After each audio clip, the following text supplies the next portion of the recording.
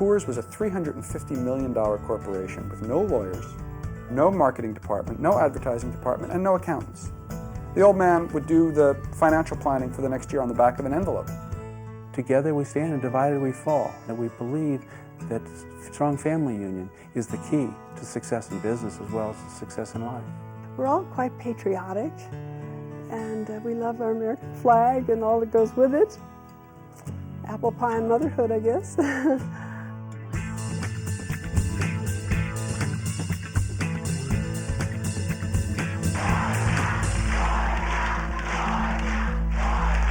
I won't buy it, I won't drink it, I won't touch it, and there are plenty of good beers around to drink without drinking Coors. And then I said to the black people there, I said, you know what, your ancestors, I mean, came over here in chains, they ought to be grateful for it. You see, well, that really hit the fan. They're going to get lynched for that one. It's fun to paint them as these wild-eyed fascists, when in reality they're a lot more moderate than we think. They are what they say they are. They're pretty simple, homespun folks who live up in the mountains and work hard on making their product.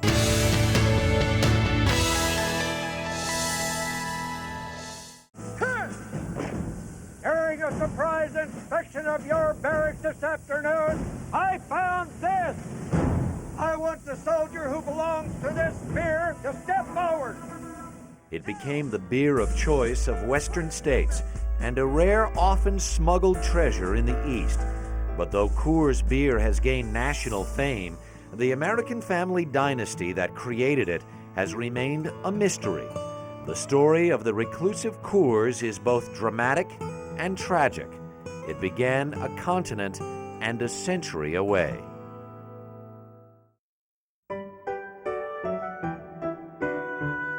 In the middle of the 19th century, the Prussian Empire was dominated by a renowned military and populated by tough, hard-working peasants.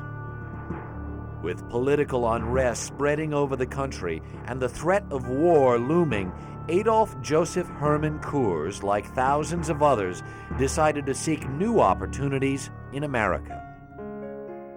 Orphaned at age 15, he had apprenticed at various trades, hoping to launch a career, but he'd found it was his job in a brewery that he loved the most. In 1868, with only 17 cents in his pocket, the 21-year-old stowed away on a ship bound for New York Harbor. When it landed, he was forced to tell the officials there that to cut a deal with them. They wanted to send him back. And he said, you give me a year, and I will get a job, and I will make some money, and if I do not, you can send me back. Adolf worked steadily at whatever jobs he could find. With the railroads rapidly expanding west, a new frontier beckoned. Adolf joined the mass of pioneers and arrived in Colorado in 1872. He settled into the thriving mining town of Golden, and with his savings of $2,000 and a larger investment from a partner, Adolf started a brewery in 1873. The light, delicious beer he produced was made with cold spring water that flowed straight from the Rocky Mountains. By 1880, he bought out his partner and at age 33 became the brewery's sole owner, proving himself a born entrepreneur.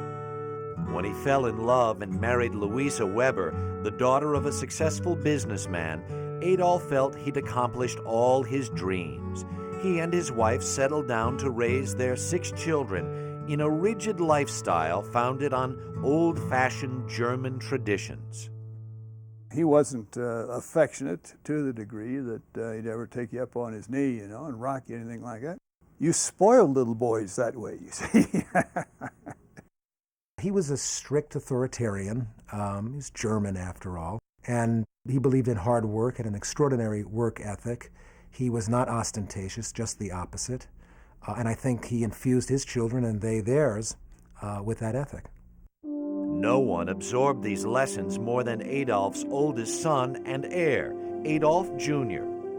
The Coors family lived simply and quietly, even though their brewery made them wealthy. But social tastes and the political times were changing. groups across the country began heavily campaigning against the sins of drinking and called for the prohibition of alcohol. I think Adolf Coors anticipated prohibition, and one state after another went dry. He ventured into near beer at the time, in 1912, to sell to these dry communities. And then Colorado, it hit in 1916. He was prepared, though. Adolf turned his brewery to the production of malted milk. He also moved into the porcelain business.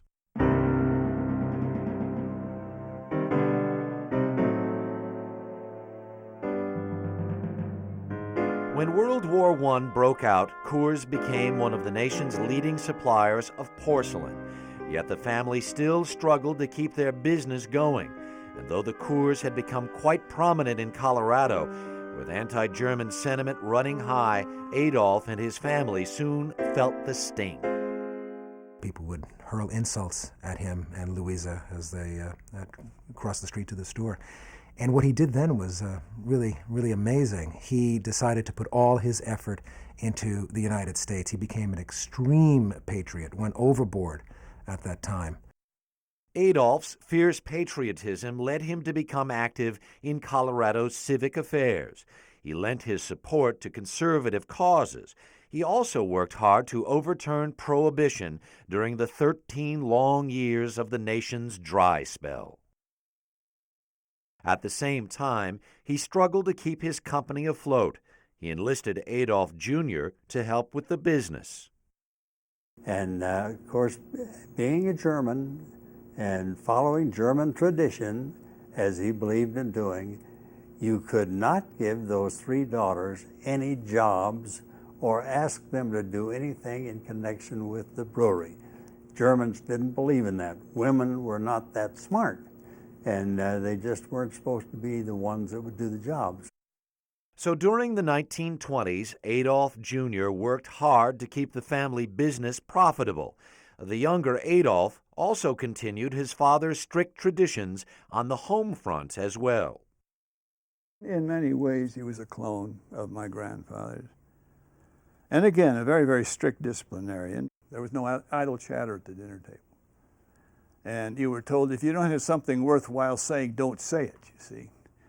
So every little tidbit that you thought that might be interesting, you'd have to weigh that, whether it was worth saying or whether it wasn't. And you never took a chance, so you kept your mouth shut. Even on the weekends, Adolf Jr. took time out to enforce rigid rules on his children. On Sundays, he'd line us up and give us haircuts. Kept our hair about 1/4 of an inch long, you know. He'd actually cut our fingernails, give us a manicure. And then my mother would get out the bad book. And she would keep log of all of the bad things we'd done during the week. And he'd mete out the punishment. So help me. Despite their tough upbringing, Adolf Jr.'s young sons, Adolf III, Bill, and Joe, lived a rustic, fun-filled life on the huge Coors estate. They enjoyed exotic family vacations and competed at just about any sport. And as seen in these home movies, the boys also loved to play cowboy. Here, their cousin Missy is kidnapped by bandits. Adolf III is wounded by the attack, but he rides to the rescue and saves the day.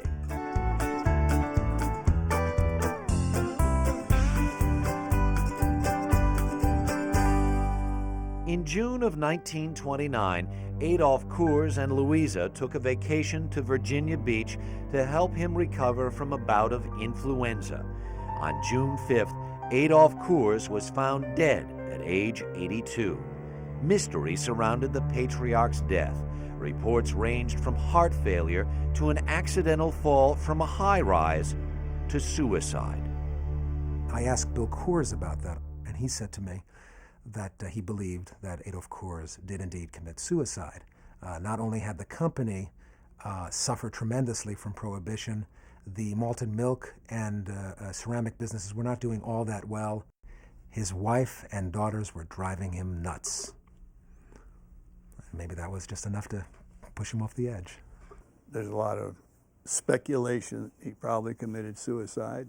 He jumped out the window. I don't know. I have any idea. And the story I told was that he had gotten up and got confused and walked out a window. That was the official family version, and that's what we all accepted.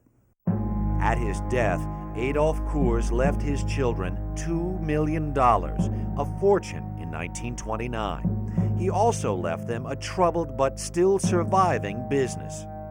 His dogged determination had enabled his company to outlast prohibition. Though he didn't live to see its repeal in 1933, his small company was one of only a few breweries that had remained. Adolf Coors had founded a dynasty and created a tough and hard-working legacy that would be continued for generations.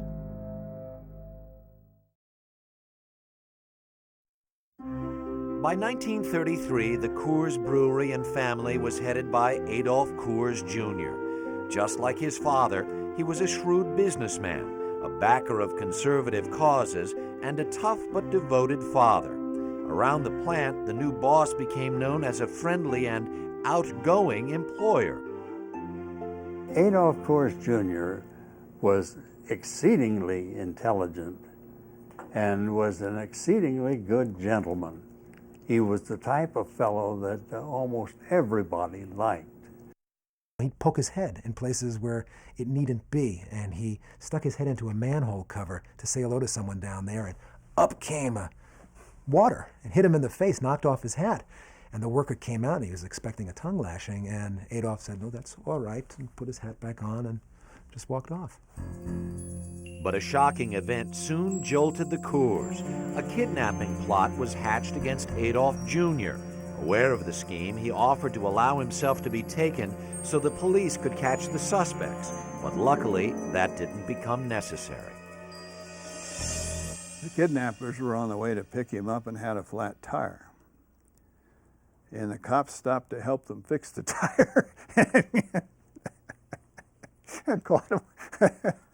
They had the whole car was full of paraphernalia, chains and this and that, and everything that it took to carry out their plot. Though the abduction was thwarted, it frightened the family. A firm decision was now made about their lifestyle. They began to keep a decidedly low profile, shying away from the media and public scrutiny.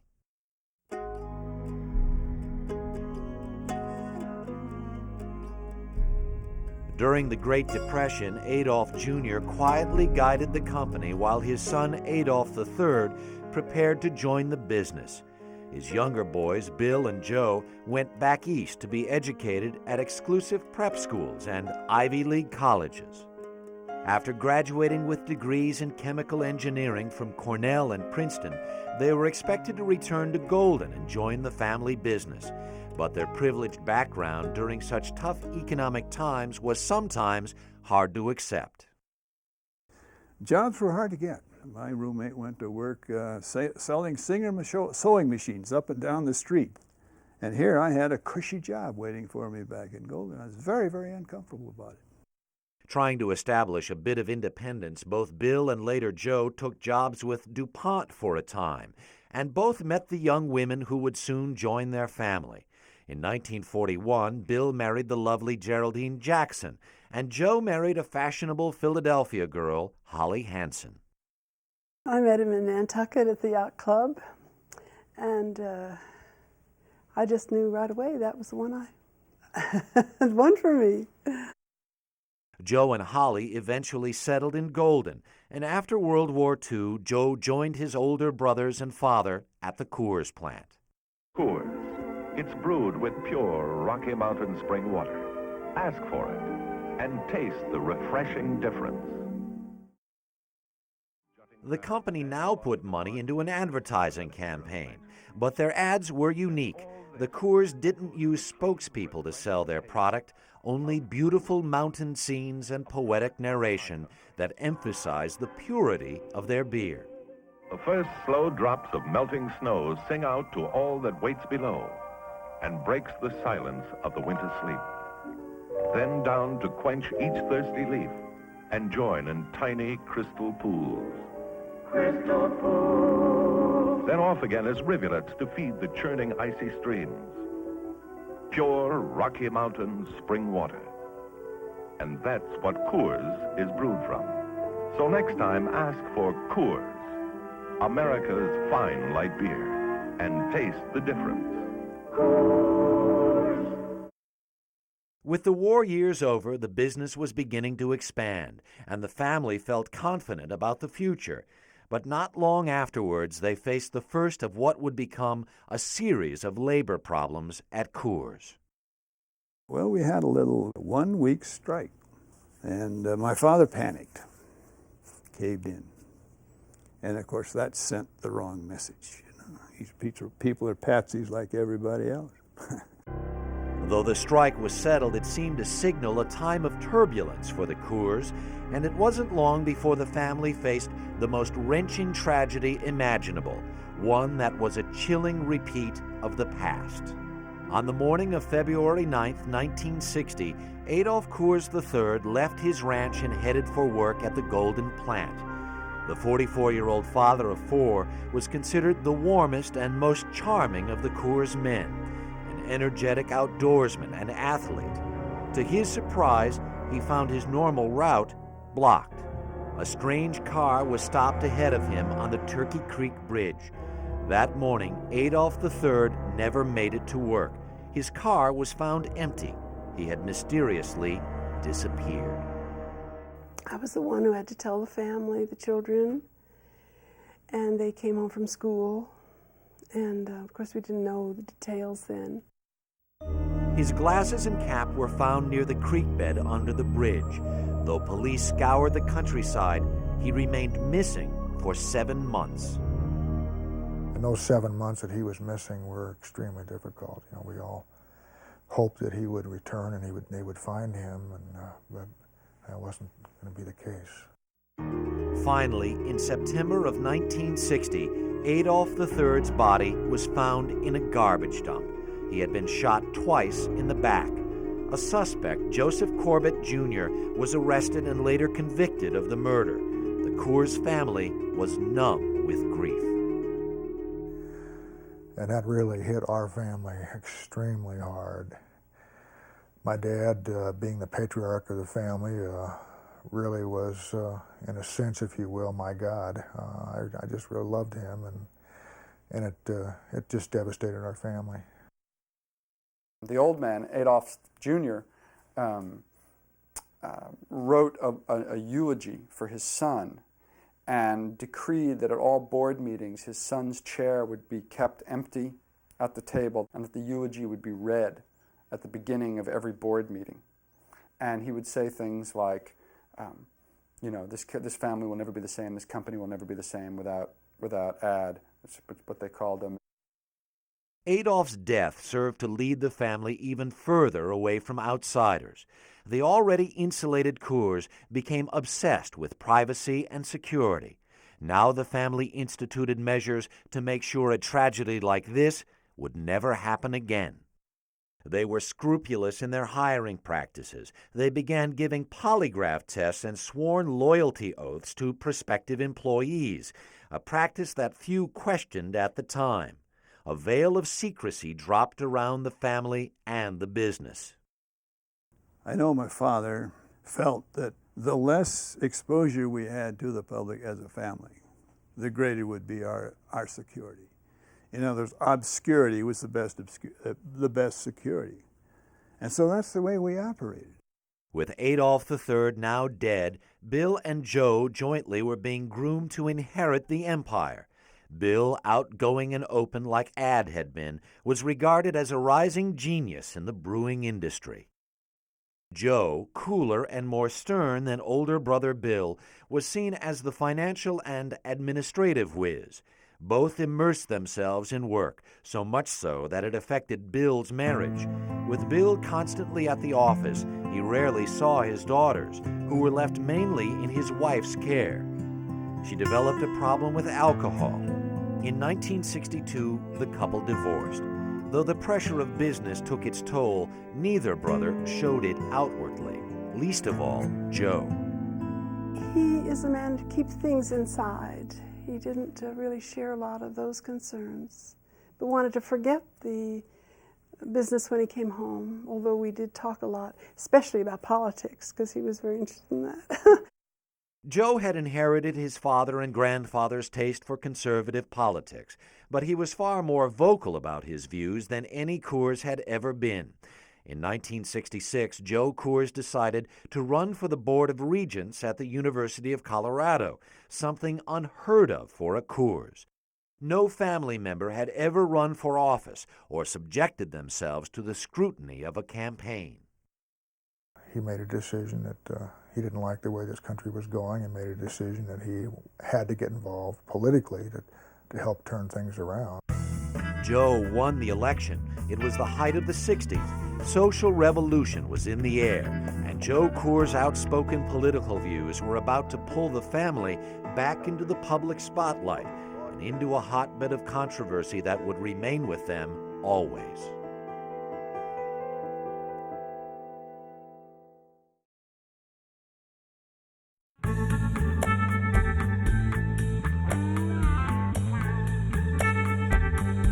During the mid-1960s, America was in the midst of a second revolution, the Summer of Love, Vietnam protests, civil rights marches. New movements were exploding everywhere, and fighting against the sweeping forces of change was Joe Coors. At the University of Colorado, he waged his own political war.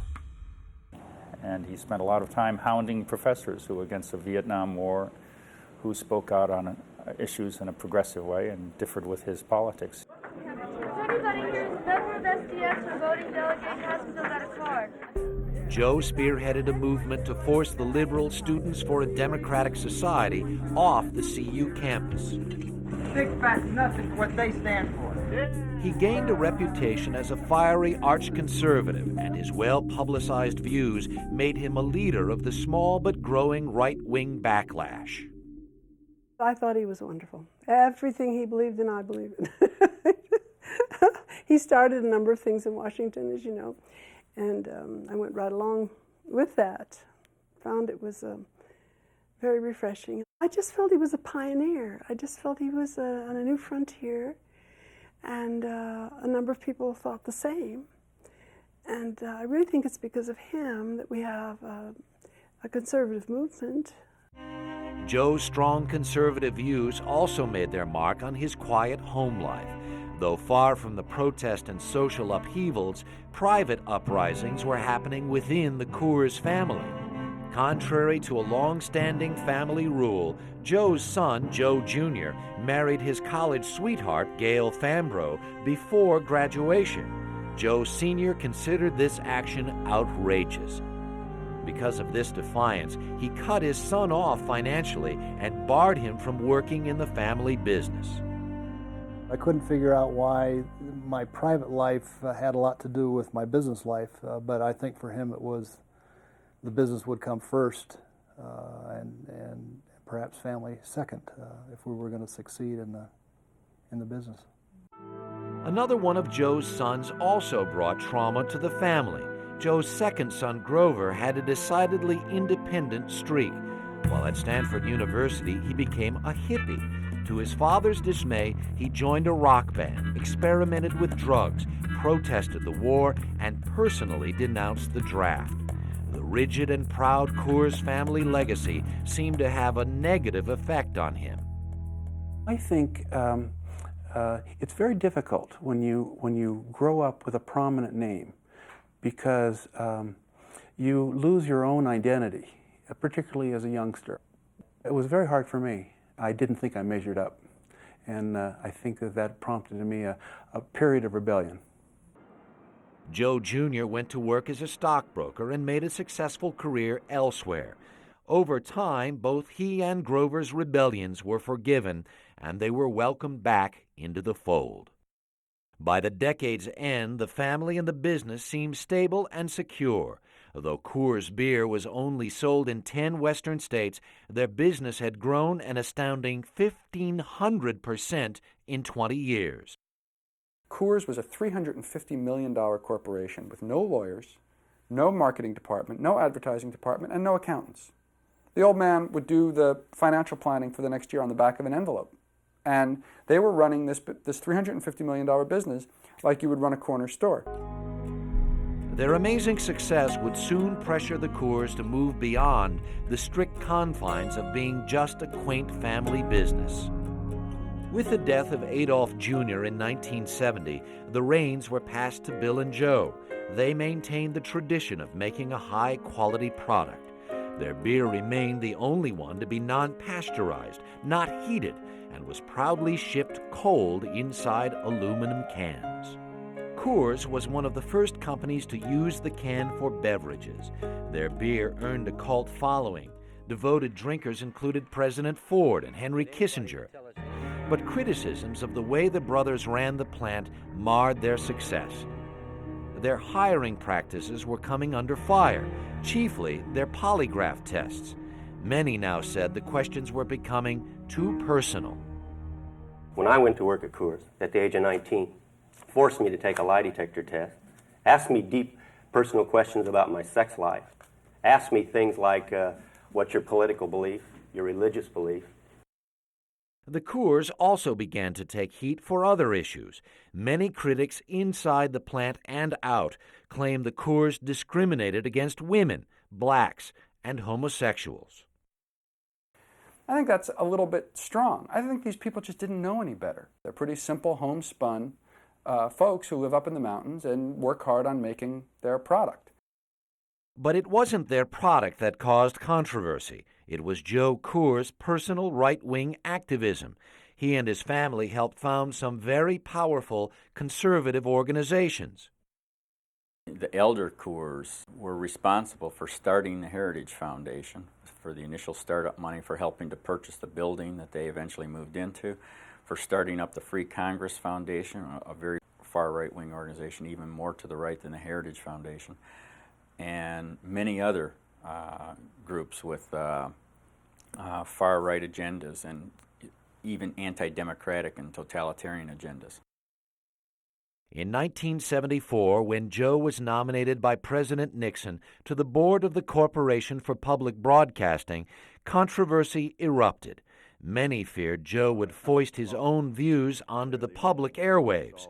Joe tried to defend himself. Senator, I am interested in television, I'm interested in public broadcasting, but perhaps more than anything else, I'm seeking this job because the President of the United States asked me to. He ultimately was rejected for the job, but he, his family, and their business were now publicly attacked in a way they had never anticipated. Why would so private a family let one member of the family be so public with his politics to the extent that it threatened the family business? And the answer is, Joe Coors really believed in what he was doing. He really thought what he was doing was best for the country. And that was more important to him than selling beer. In 1977, Coors brewery workers went on strike. Don't drink Coors! Don't drink Coors! The grievances over seniority and human rights included the hated polygraph tests, allegations of discrimination within the company, and complaints by some workers that Coors was awash in right-wing paranoia. They would run wholesale raids. For example, if there was a rumor, just a rumor, that someone may have a marijuana cigarette, then they would run raids and searches on entire departments, on their person, in their lockers, through their lunch pails. They would confiscate their cars and go through the car with a fine-tooth comb. With the support of the AFL-CIO, the strike expanded to become an all-out boycott of Coors beer. Over time, others joined the fight. Black groups, Hispanic groups, the National Organization for Women, gay and lesbian organizations, all began protesting the politics and business practices of the Coors. Oh, God, we got smeared. Absolutely smeared. Oh, absolutely, yeah. There wasn't a bum rap we didn't get. There wasn't a single special interest group or a ethnic group that we weren't in trouble with, one way or another. It was just a vicious, all-out battle to put us out of business. They have this funny disjuncture where they see political opposition to them as a personal attack. They say, we're entitled to our political opinions, we're entitled to give money to the organizations that we want to, why won't you buy our beer? And they don't seem to understand that people make choices about who they're going to give their money to. And when it comes to beer, everybody's got a million choices. The Coors were now under siege. As they watched sales plummet, Bill, Joe, and the entire family tried to stand firm. They hoped to wait out the boycott, confident that they were in the right and that this too would soon pass. But no one knew that it would be 10 long years before the Coors would ever see an end to their public nightmare.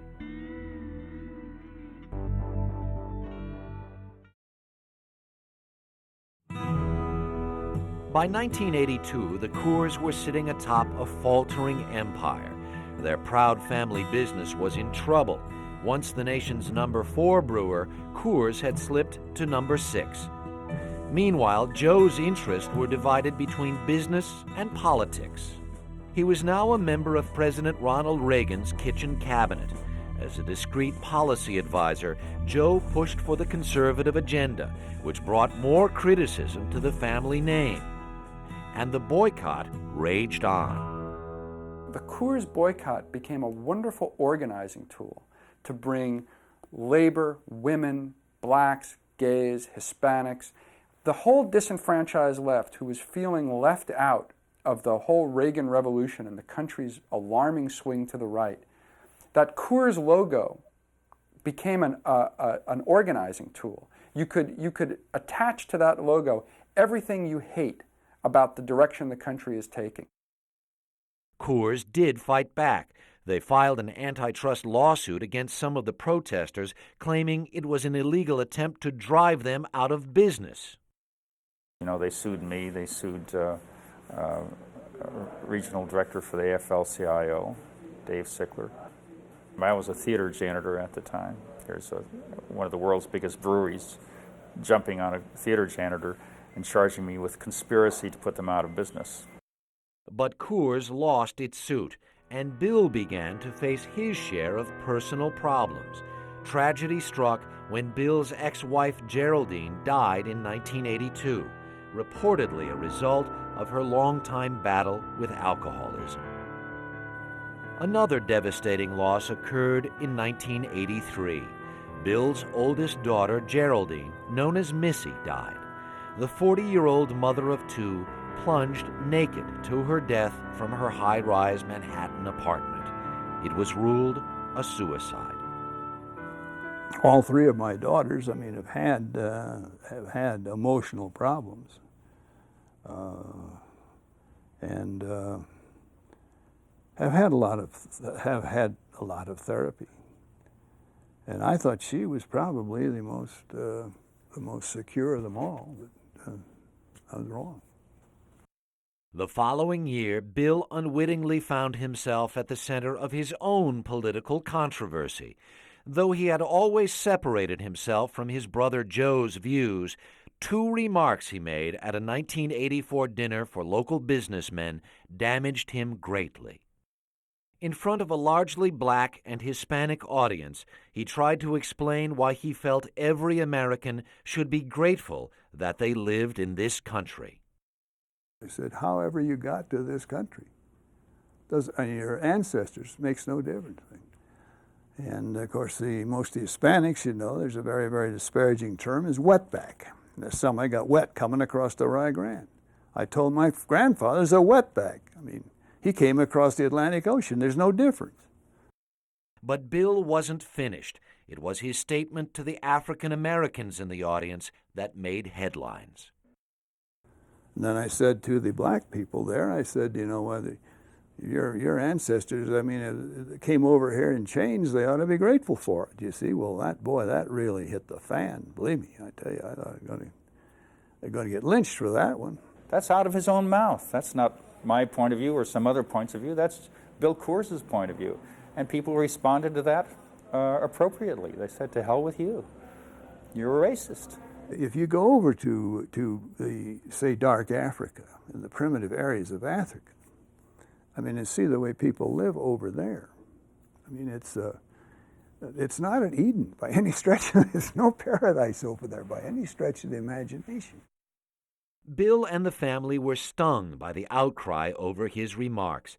In addition, Joe's acknowledgement that he had assisted Oliver North in giving aid to the Nicaraguan Contras did not help the family either. Both brothers were taking heat from all sides now, and it was becoming clear that something had to be done to salvage the family's image and its business. So the family turned to its next generation. In the mid-'80s, Joe's son, Peter and Jeff Coors, took over top positions in the company. They soon began to make noticeable changes. They made Coors beer available all across the country. Now it could compete against the top brands nationwide. They expanded the product line, and they started a wildly successful advertising campaign. This time they did use a spokesperson, and an appealing one at that, actor Mark Harmon. Hey, what's going on here? This is America. Doesn't anyone want to be different anymore? Less heavy, never bitter, easy drinking. Sometimes different means just plain better. These simple but compelling commercials helped the company stand out in the crowded beer market.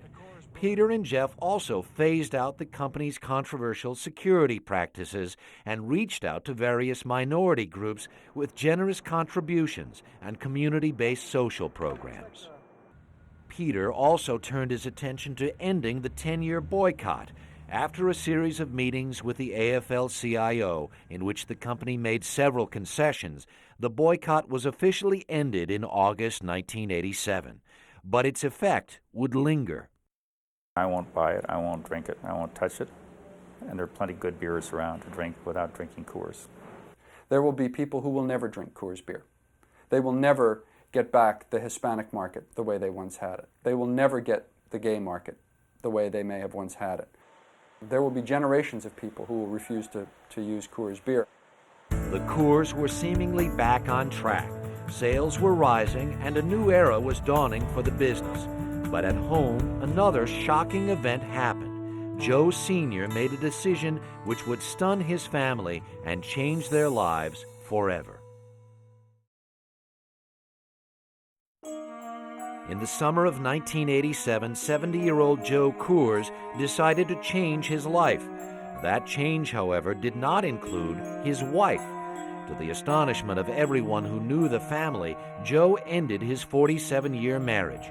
He moved to California and settled into a new existence with another woman. It was kind of a heartbreak when my husband moved to California, married someone else. But, you know, it's also strengthening. We don't grow when everything is roses. We need the shadows, and we need the ups and the downs. And so we learn through these experiences. Still, it was a difficult time. Holly and most of her children had become devout evangelical Christians. Some found it hard to accept Joe's behavior. Others were simply hurt by the abrupt change in their lives. It's a devastating thing to have a parent divorce, you know, and we think it's just devastating when you're little, but and we're all grown adults, and it was devastating to all of us. And yet I think that it underscored a need for us to be closer. The family weathered that storm.